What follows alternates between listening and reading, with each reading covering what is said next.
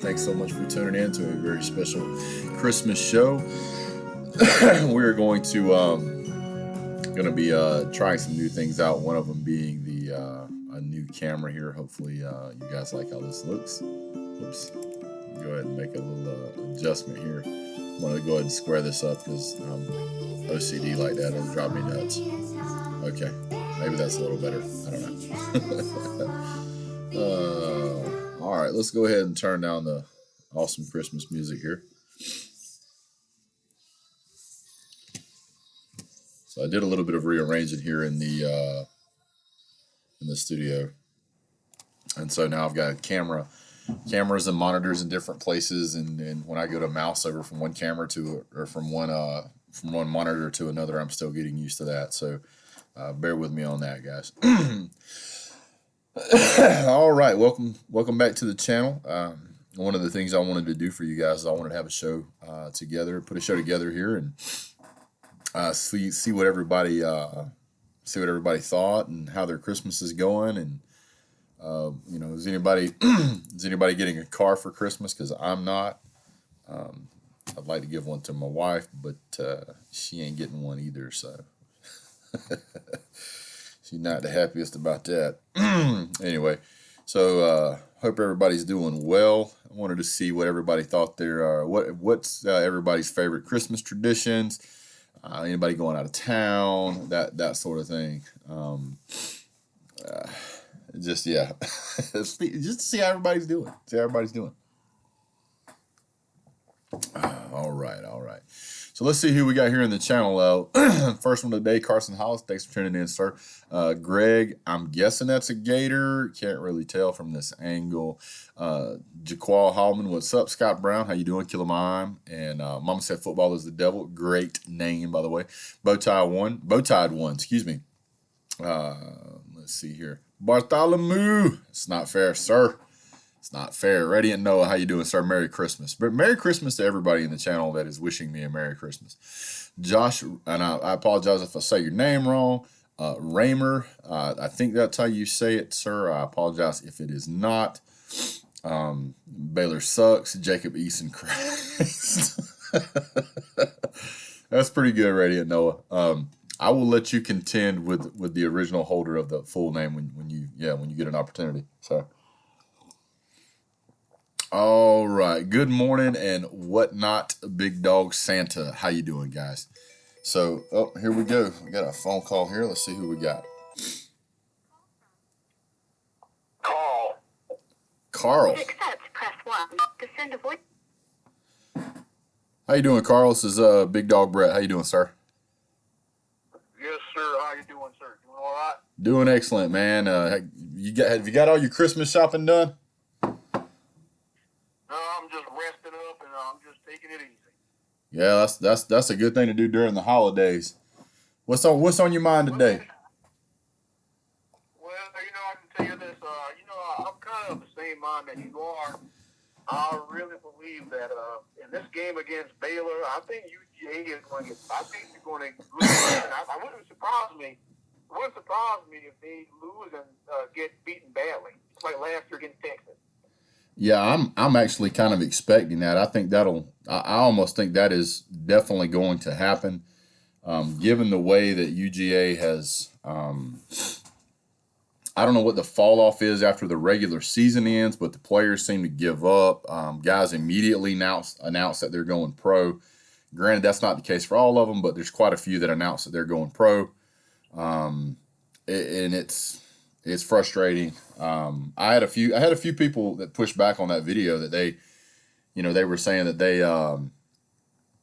they can understand why the guys would want to declare for the draft.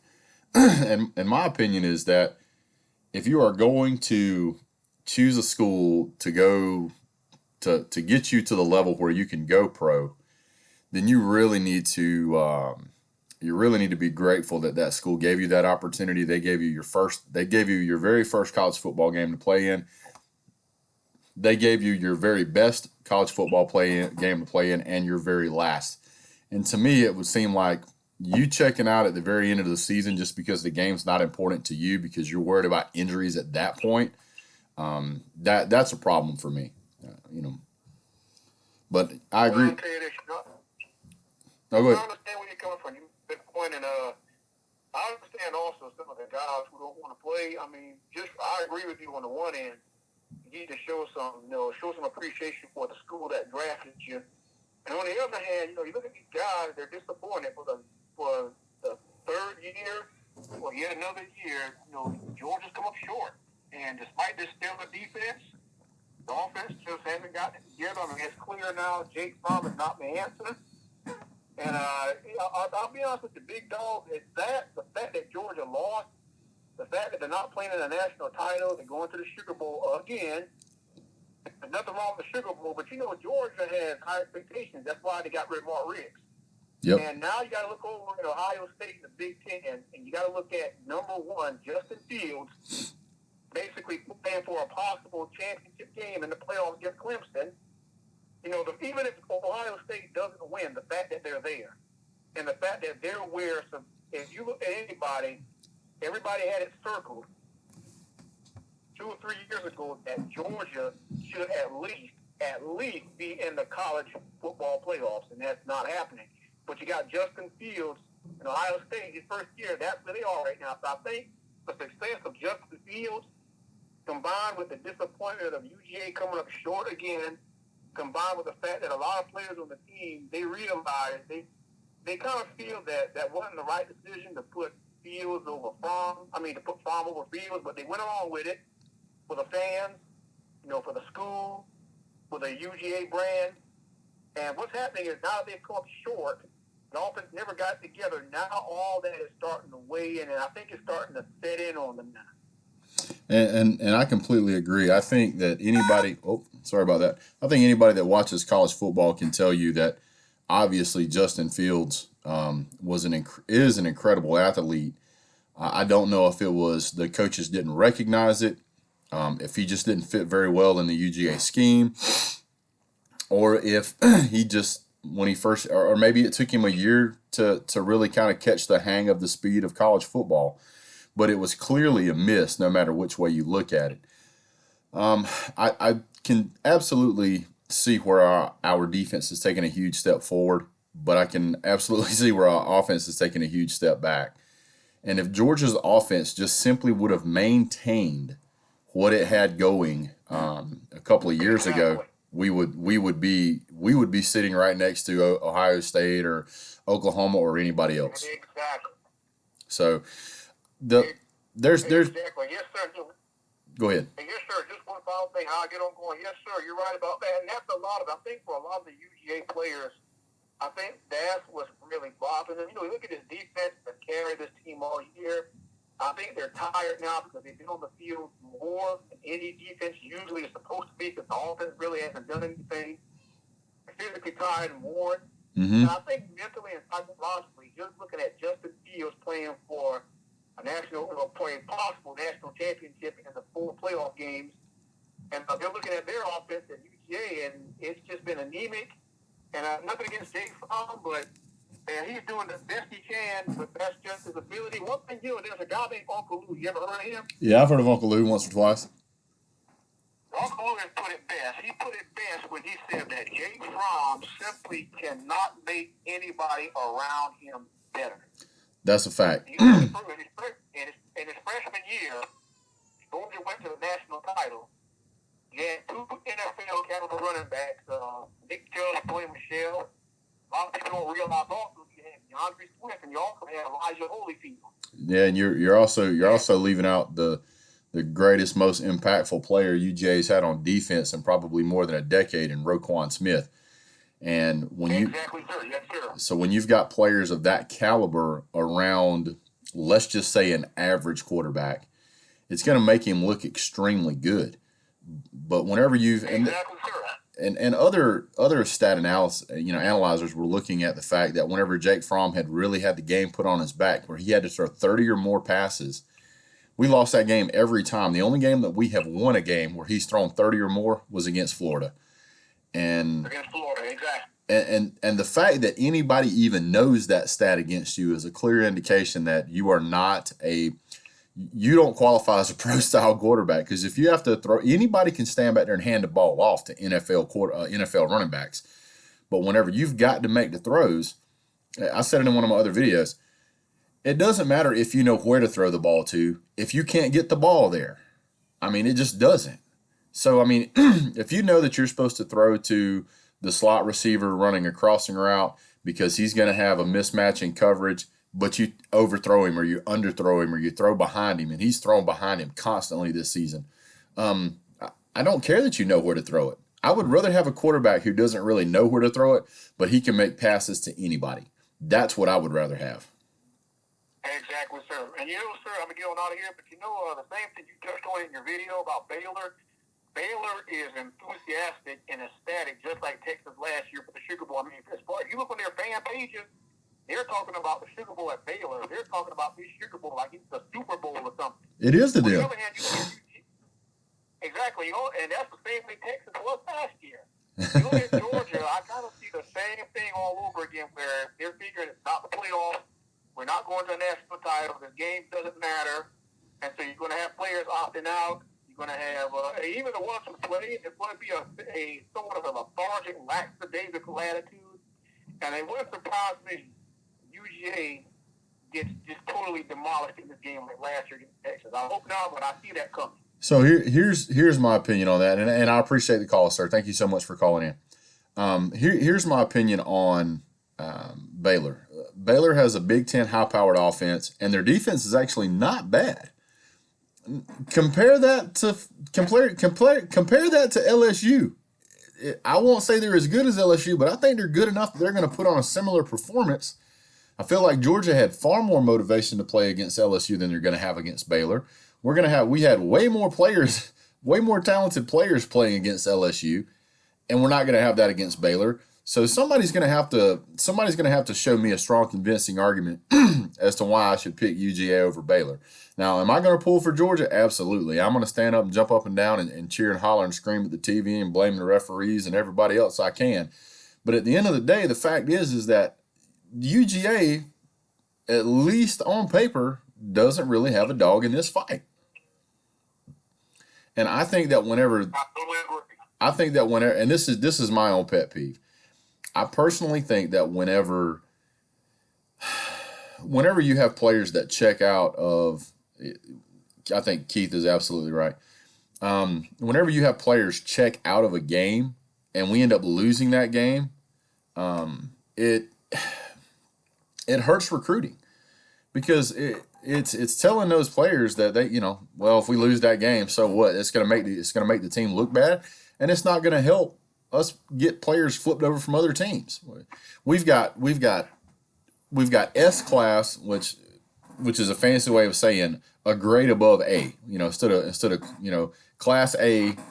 Well, let me do it in stars. We've got 5-star recruiting coaches. We've got 5-star defensive coaches, and we've got 2-star offensive coaches. Whenever you have a guy like DeAndre Swift, who the year before was getting more yards on less carries, he was splitting carries with guys that's going to the NFL, and then we're supposed to have the backup Brian Harrion should have been splitting carries almost evenly with DeAndre Swift. We didn't do that. We went to the same kind of style of running back where it's handed to DeAndre Swift almost every time, and then we hand it off to Brian Harrion when we need to give DeAndre Swift a rest. And that's not the 1-2 punch that Georgia's had success with in the past, 4, 5, 6 years. So no, it wasn't going to work. No, it wasn't going to work. I don't know. It was just there's no reason why UGA will go out and spend the amount of money that we spend to get Kirby Smart's contract paid the way he's paid, to go out and pay these offensive and defensive coordinators what we're paying them, and then accept the kind of performance that we're getting from them. That's absolutely unacceptable. But anyway. And Big Dawg, sir? Yes, sir. And I'll tell you this, if you're UGA, the last thing you want, this is a nightmare scenario. Uncle Lou talks about it. UGA fans talk about it as well. The last thing you want to see is Justin Fields and Ohio State, when all is said and done, holding up the BCS trophy in the national championship. That, and while Kirby Smart and Jake Fromm are sitting home watching, yep. You talk about recruiting, sir. That is something that will hurt and damage UGA's recruiting for years to come. Maybe, but what I will say is let's look at that. Let's look at that equation, because I agree with you on the surface of that. I think you're right, but I also think that under the surface, it would absolutely force Kirby Smart to look at that guy and go, "Wow, I need to hire somebody who actually knows what he's doing." I totally agree. I mean, I have no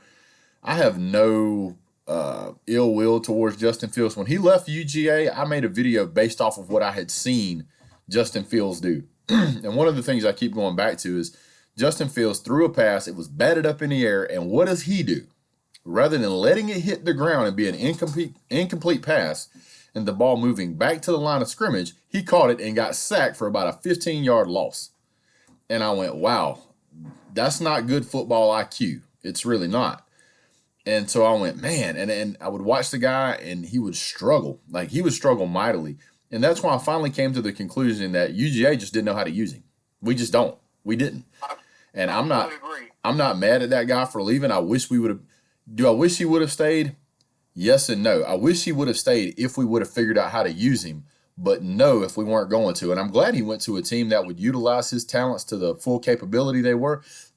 Otherwise, he would have got overlooked for the talent that he is. He would have probably got overlooked in the NFL. Everybody would have thought he was just a mediocre quarterback, and he never would have went anywhere. But now that he's at Ohio State and balling out, I mean, hats off to that guy. Do you think also, Big Dog, that maybe the problem is that Kirby Smart being a defensive coordinator, defensive coordinators have a tendency to look at all offenses as the enemy, even their own team's offense. They see it as those guys over there, or those guys are the enemy. We're the defense. We're all about stopping the offense. And I've seen that in pros. I've seen that in other college programs where defensive coordinators who become head coaches, they really don't put a whole lot into the offense. I agree. I think that he needs to. I think that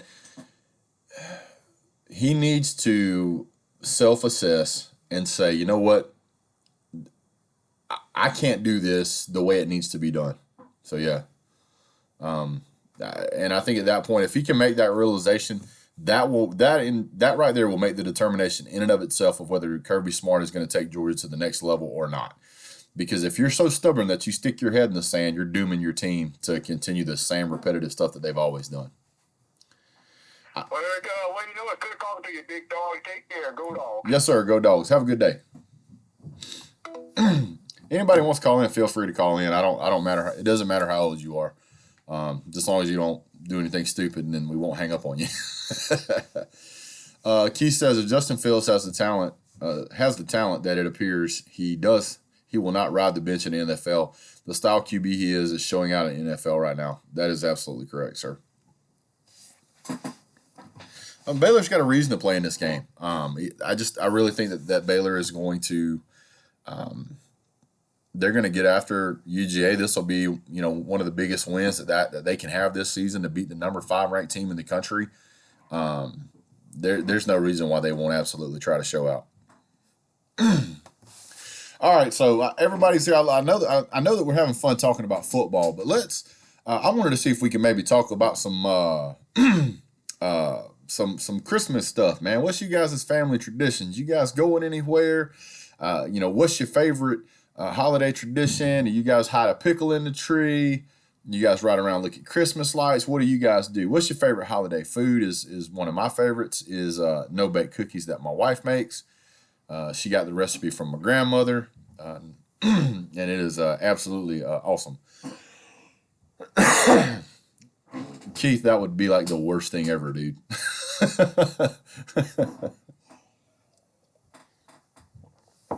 Unless that career game sends him to the NFL.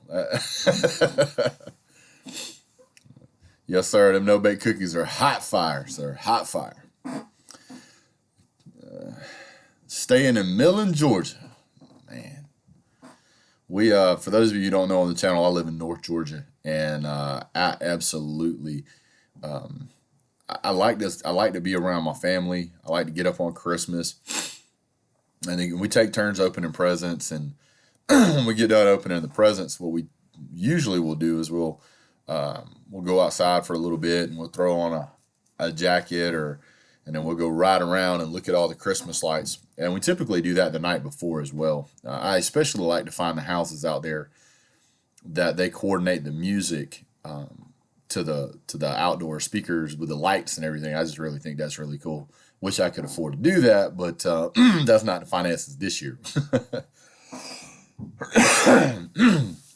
Mom said I used to be in a hunting club in Meter. Miss it. Yeah, I need to get lined up on one of those, man. I need to find one of those around here. Good bowl games going on. I don't know how much football I'll actually watch on Christmas Day. I kind of want to spend time with the family. Millen, Georgia is between Augusta and Savannah. That's a lot of territory out there. That's a lot of area. Nice to Logic says, way to represent North Georgia, fellow North Georgia boy here all the way from Duncan Bridge Road. UGA engineering student, go Dogs. Well, welcome to the channel, sir. I don't know if you've been here before, but I appreciate you guys being on here. One of the things that really helps the channel is for you guys to give me one of these. Some of you guys do it as soon as you jump on, and I really appreciate it. The other thing you guys can do is share it through Facebook or Twitter or Instagram or whichever one that you guys want to. That's really what helps the channel. When I started out my channel, I wasn't getting a whole lot of traction, and so I started joining a whole bunch of football groups, and then I would share the video link to all those different groups, and I started to gain a lot of traffic. Goodness. I apologize. This coffee is not doing what I want it to do. When it comes down to this time of year, it's just, I don't know, I like being around family. There's other times when I really don't want to I really don't want to be around anybody. I want to be at home. But during the holidays, I like being around family. So what's going on, James? Welcome back to the channel, sir. No, I'm not mad at you. Never was mad at you. Not going to be mad at you. You're entitled to your own opinion, and that's up to you, brother. What's up, Uncle Lou? You must be grown like me, drinking coffee in the afternoon. Absolutely, sir. Welcome back to the channel, Uncle Lou. So I'm going to show you guys this coffee cup. I got this for Christmas a couple years ago, so I don't know if you guys can read it. It says, Dear Dad, thanks for putting up with a spoiled, ungrateful, messy, bratty child like my sibling. Love, your favorite.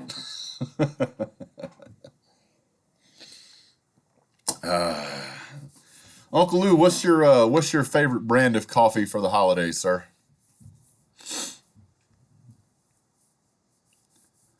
What's in that coffee? Just coffee, brother. There's no cream, no sugar, straight black. Thumbs up from North Central Alabama. I appreciate that, Dave. Thank you, sir. So I want to know, what's you guys' favorite Christmas movie? I have a couple. It's hard for me to really kind of determine which one I like the most. My favorite one until I got to be many years into a relationship was Die Hard. I watch Die Hard every year. I only really like the first one and like one of the last ones. But Home Alone 2 is another good one too. I really like the Home Alone series. They made like a weird like Home Alone 3 that was like some kid with an RC car, and it just, man, that thing was terrible. I couldn't even watch it. Frosty the Snowman. Man, that's a good one. My kids love Frosty the Snowman. How does the call in have to be? Just call in, man. No big deal. Santa Claus 1994. I guess you're talking about the Tim Allen version. Christmas Vacation. I was waiting on that one. What's up, Megan? So Christmas Vacation is probably the greatest Christmas movie of all time. And the older you get, Die Hard is not a Christmas movie. That movie takes place in this. We'll get to that in a minute, Uncle Lou.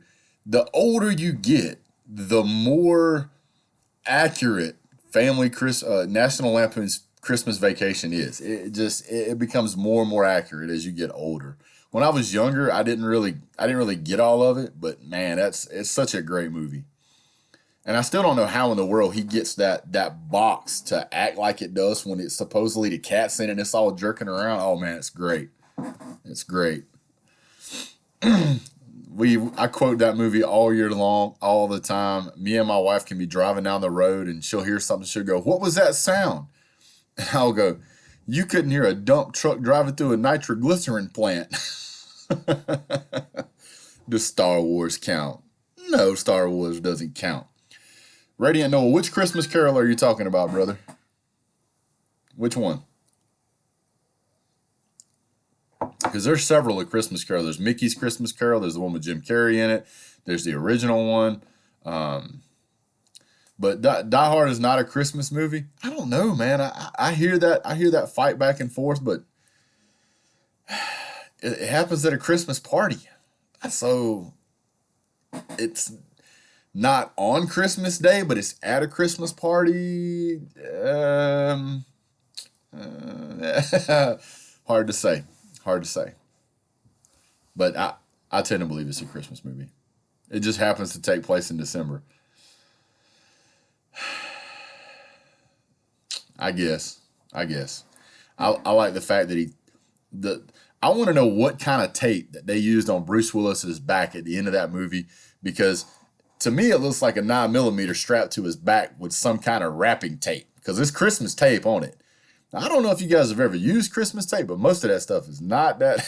It's not gonna stick to a sweaty, bloody guy. It's just not. But so they pulled it off. So The Grinch with Jim Carrey. That's a good movie too. Jim Carrey, I don't know if you guys know this or not, but he actually got some training, and I can't remember if it was a Navy SEAL or somebody. But when they first put all that makeup and they put the mask on him, he was having trouble breathing with it. So they brought a guy in to teach him how to breathe with it on. It's kind of weird. Elf. Another person who shares my affinity for elf culture. Yes, sir. Elf is a great movie. I think the girl's name, the girl's real name is Leon, and I can't pronounce her last name. But she made she made that song, "Baby It's Cold Outside." I think it's her. She made that song that she starts to sing in the shower. Like, she did a whole song with somebody. Where's that at? I know I got it on here somewhere. Let me find that real quick, because that's going to drive me nuts. But there's so many good Christmas movies. It's not like it was when I was growing up. We had 3 channels. We had Channel 10, Channel 31, and Channel 14. Channel 14 was PBS. So you would get Charlie Brown. Every now and then you could convince your grandparents to let you use the little dial. And some of you guys are going to have no clue what I'm talking about. But there was this dial that you could turn, and it would go, and it would actually turn the antenna outside towards east, north, south, or wherever it was that the signal was coming from, so that you could watch a different station. We could pick up, if we turn the antenna a certain way, we could pick up CBS out of Columbus, and we could watch Charlie Brown's Christmas. That we watched that one. Rudolph the Red-Nosed Reindeer, the claymation stop-motion one. What else was there as far as I didn't get to see Home Alone until I was an adult. What else? Ernest Saves Christmas. If you guys haven't seen Ernest Saves Christmas, that thing is that show. If you like slapstick kind of comedy, it's funny. It's not as funny as National Lampoon's, but it's funny. A Christmas Story is a classic. That is also another movie I quote all the time. Anytime my kids are wearing something, whatever color it is, look, it looks like a purple nightmare. Let him take that off. Can he take that off? If you don't like National Lampoon's Christmas Vacation, there is something wrong with you. There just is. That whole line that he does where he's going off on his boss. Oh my goodness. The older you get and the more you've had to deal with knuckleheads, man, you get there. Well, I appreciate that. Mama said football. Foosball is the devil. I appreciate that. I'll be 40 in January. So Batter Santa is awesome. Yes, but you cannot watch those two. Bad Santa and Batter Santa are hilarious, but you can't watch those with the kids. Is there anybody in the channel, the Island of Misfit Toys? I got you, Noah. Is there anybody on the channel that has ever watched any of the the horror movie Christmas shows. Because it seems like every year there's a horror movie show that comes out at Christmas that everybody loves to watch for some reason. And I'm like, I don't want to see Santa as like some weird monster, dude. What was it? I think it was like last year, year before last year, it was like Krampus or something. I forget exactly what it's called, but I think it was called Krampus. Or is it Krampus? I'm not sure.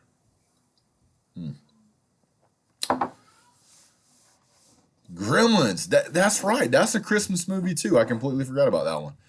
That's hilarious. Well, we got to ask Uncle Lou. Uncle Lou, is that a Christmas movie or does it just take place at Christmas?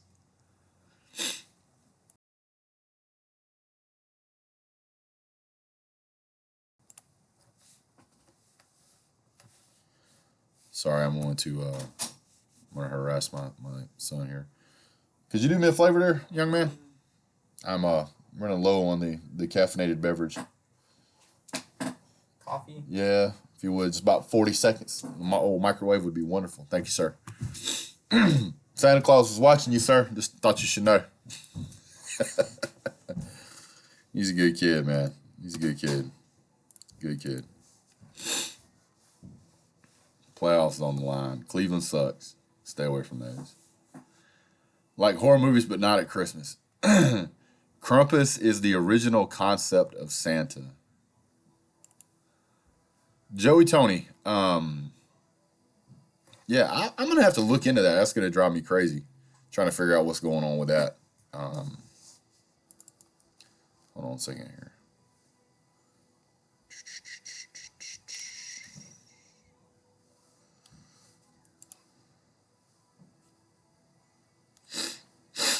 Ooh. Fire Freddy's Kitchen. I've never heard of that one, sir. Oh, that reminds me, though. There is a Christmas movie. I think it's called Fred Claus or something like that. Pretty good. Jay just did marry. You guys must be watching some football. Crazy. So what's you guys' favorite Christmas food? Everybody's got a favorite Christmas food. You know, that one thing that a family member makes that's like the only reason you go to the party or you go to this. It's like, man, I can't wait until Aunt Ethel breaks out with that sweet potato casserole or whatever it is. So I have a not desserts. We're not talking about desserts. Not desserts. Thank you, sir. I appreciate it. You're a good man. I don't care what they say about you. I got it.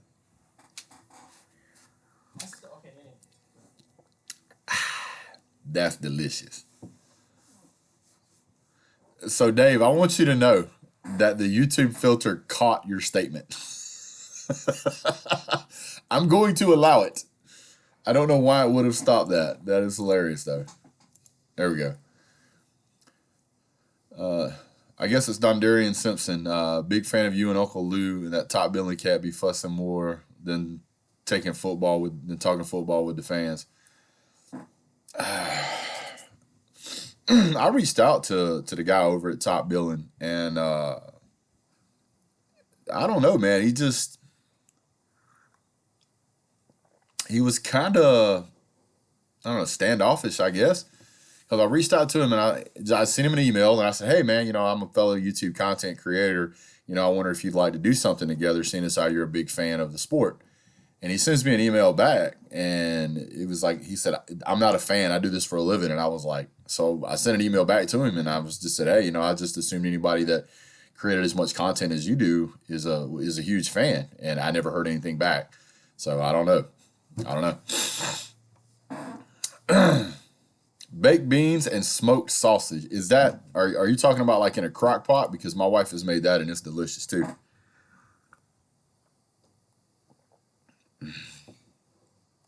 Man, Lou is a very important and busy individual. I'm flattered that he ever shows up at all. that guy works his behind off, man. He makes videos all the time, and he still finds time to do stuff with his family. Just that guy is a busy guy. I don't put in near the amount of time that he does. Somebody said honey baked ham spiral cut. Carson says grandmother's chicken and dumplings. Man, somebody brings chicken and dumplings to Christmas. I got to hug that neck. Man, baby back ribs, and Brunswick stew. Hash brown casserole. Man, you guys are making me hungry. So I have a couple. My wife's pineapple dressing is incredible. We always have ham at Christmas. My wife will not let us have ham at Thanksgiving, no matter how much I beg. She won't let us have ham at Thanksgiving. That's not happening. We also, I used to do Thanksgiving with my aunt and my cousin, and his mom would make green bean casserole. And she was like the only person that I knew that made green bean casserole. Man, I would go over there and lace into that thing hardcore.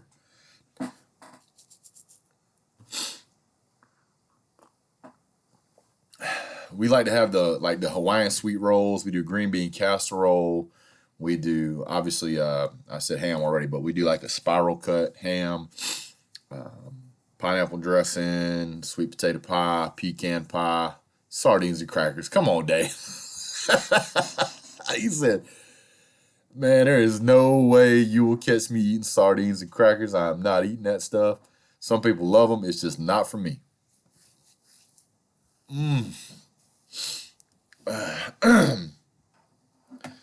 Ooh, somebody texted rated me. Let's see. No, just somebody trying to get me to buy something. You know how that goes.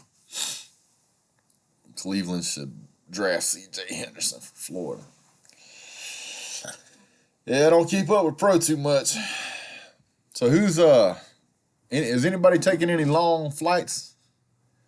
Long time no see, big dog. All I want for Christmas is a 5-star commit at UF. I thought you guys had a 5-star already committed down there.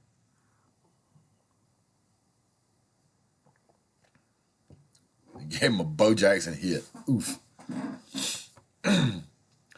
Megan, is that hash brown casserole? Is that with or without cheese?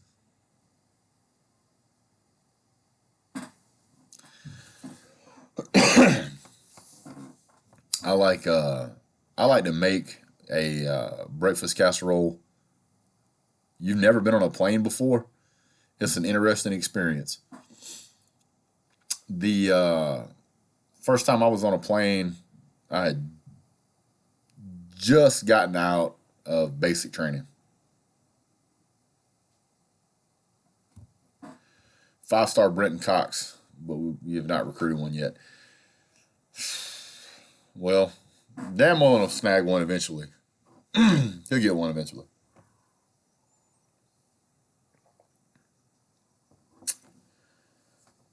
So I like to make a breakfast casserole, and I haven't made one. I'll probably make it tomorrow. I might make it Christmas Eve. I'm not sure. But you take eggs.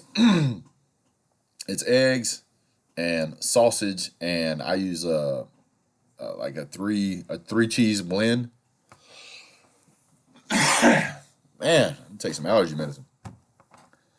Megan says it has lots of cheddar and cream cheese. Oh man, that sounds good.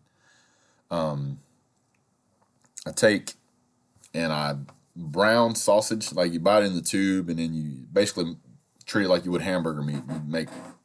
You cook your sausage in a pan, and you take about 6 slices of bread and you cut the crust off of them and you lay them in the bottom, and then you pour scrambled eggs on them, uncooked, just mixed eggs, and then you put a layer of sausage on top of that, and then you put a good layer of cheese. Yeah, exploding casserole bowl. I had one of them. We had a Pyrex bowl that shattered on us. Actually, I got the thing in my YouTube feed, in my Facebook feed from last year. My casserole just exploded. Anyway, so you put the cheese in, and then you put another layer of bread, and then more eggs, more sausage, more cheese. And you put that in the oven on 375 for about 45 minutes. And man, when that thing comes out, it is delicious. Yeah. Jaqual says Tennessee Vols is having has good. I guess he meant has good recruits. I think. Anyway. So who's going out of town? Somebody's got to be going out of town. Not everybody can be sitting at home like I am.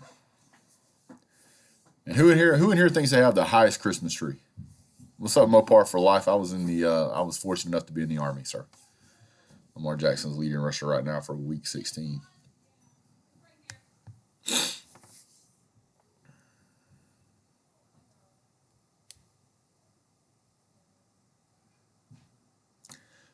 Mine is mini. What do you mean, OG Fran? Jordan.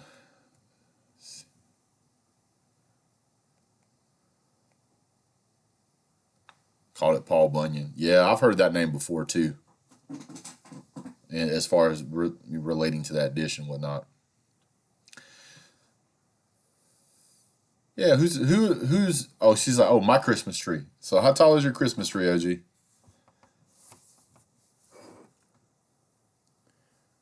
Lamar just got a pair of ankles for Christmas.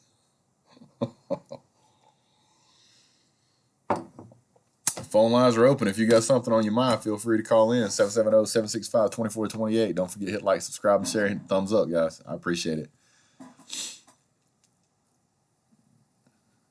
How tall? Who's got the tallest Christmas tree? Somebody's got to know how tall the Christmas tree is.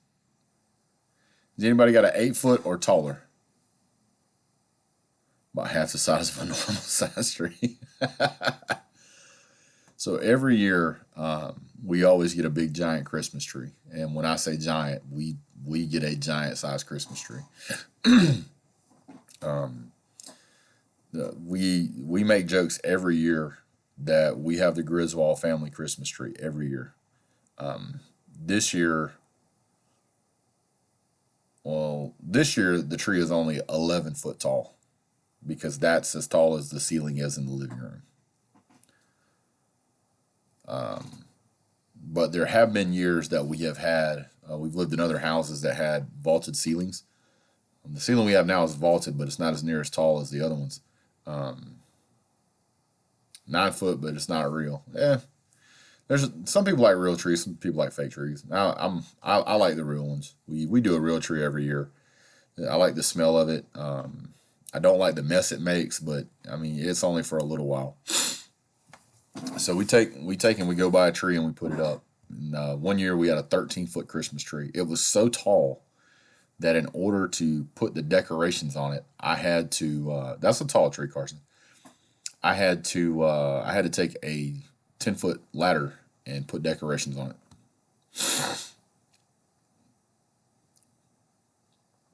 Jordan says it'll start getting real ones when the wife allows it. Now, I know how that is, man. Listen, my wife has been so very good at creating the Christmas environment for our kids. She's been the one that's she's the one that drags us to the Christmas festivals and the shows and the parades, and she figures all that stuff out, and she has cookie day, and she makes cookies, and she makes everybody's different kinds of cookies, and she's really, really awesome about all that stuff. If it wasn't for her, my kids would get like gift cards, and we might get a fake Christmas tree, and I mean, I'm just not good at that stuff. My wife is amazing at that stuff. You know, and she's right there. She's right there with a camera every time too, man. She's taking a million pictures. If you guys if something ever happens to me and they have a funeral and my wife shows all the pictures of all of the stuff that we've done over the years, somebody at the funeral would pass away of old age before we got through with them. They'd have to have a double funeral.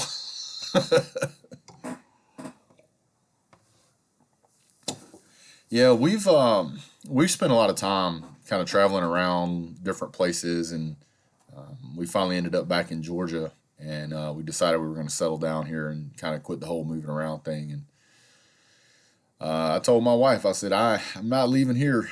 If I leave here, it's either going to be in a pine box or somebody's got to give me a stupid amount of money. It's going to take a lot for me to move again. When that ornaments box magically makes its way to my chair, I know what time it is. We don't have an ornament box. We have like an ornament coffin casket. we've got I think an 11-foot inflatable snowman out front. I've got lights that go across all the way across the front of the top of the house. Lights on the banisters, lights on the bushes. Lights around the windows, over the doors. We have a Christmas tree on the front porch. We have a snow globe lantern on the front porch. We have 4 different laser lights set up, 2 snowflake projectors outside that project onto a wall, and 2 indoor projectors that project on the windows. And I'm probably leaving something out. Justin Fields will be the quarterback for Jacksonville in 2021. Maybe we could talk him into taking Jake Fromm this year.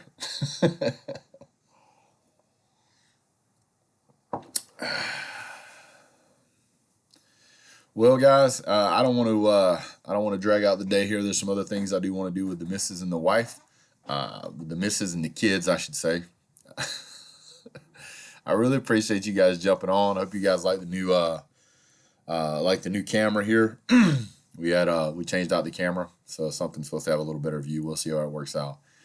You guys are awesome. I really appreciate you guys tuning in. Thank you so much. I'm going to make another little short video here in regards to a milestone that I've reached in YouTube, and then we'll go from there. But I appreciate you guys tuning in. You guys have a great day. And as always, God bless. Go Dogs.